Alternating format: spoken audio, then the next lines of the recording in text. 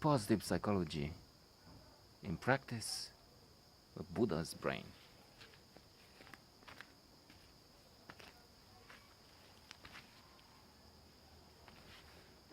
I've started a new interesting book, Buddha's Brain, which has right there at the beginning a very interesting proposal.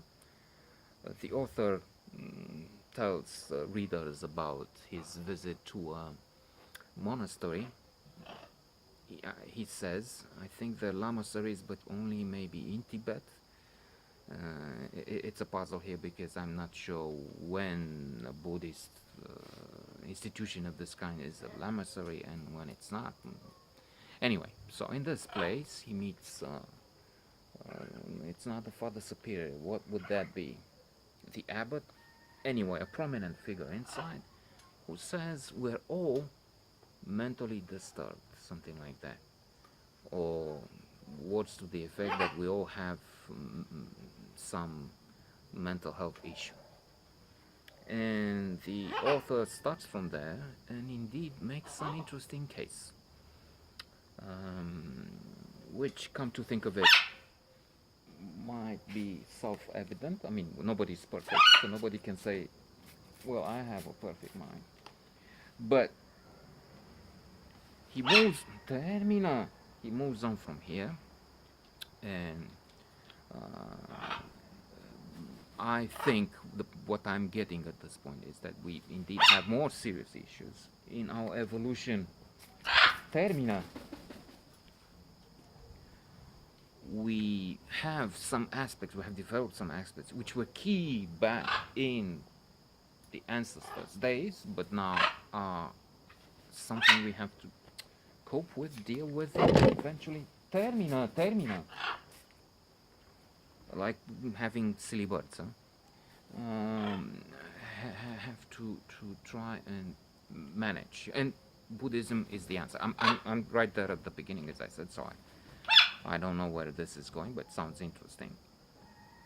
Thought-provoking already.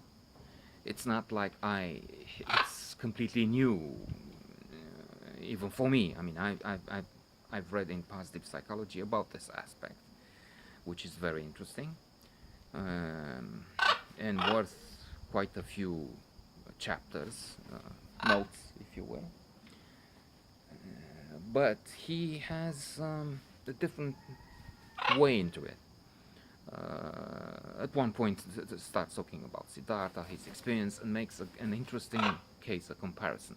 Like Siddhartha, who was, when he was born, they said, we will either be a big conqueror, a big leader, or you will give up, and well, he became Siddhartha. But his father tries to protect him, to keep him in this cocoon, as we know. He goes out, and he says this: in the developed world, we are much like Siddhartha. We don't know much about the rest, but still, his case is still strong, or stronger maybe. Talks, for instance, about the northern countries where an important percentage of the population, I don't know if it's 1 in 5, I have to check this. But anyway, many people, 1 in 5, go to see an analyst for some mental health issue of one kind or another. And of course, it's not, I mean, like they're really seriously sick, but the issues of anxiety, panic, probably anger management. I have that with anger. I'm angry with what's going on right next door here and there. But you have to cope with it. Buddhism is the answer. I'll try and get into this book and more like it. We'll do these notes, and you'll see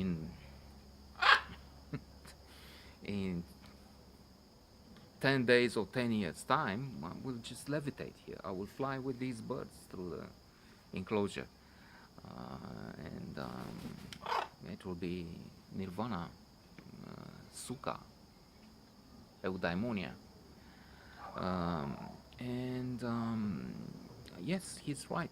There will be problems that we have to face. It talks also about the fact that it's built in. We have fight or flight instinct. He talks about this thing that happens in the subway when somebody is pushing you by mistake, often, or just intentionally in some places, maybe sometimes.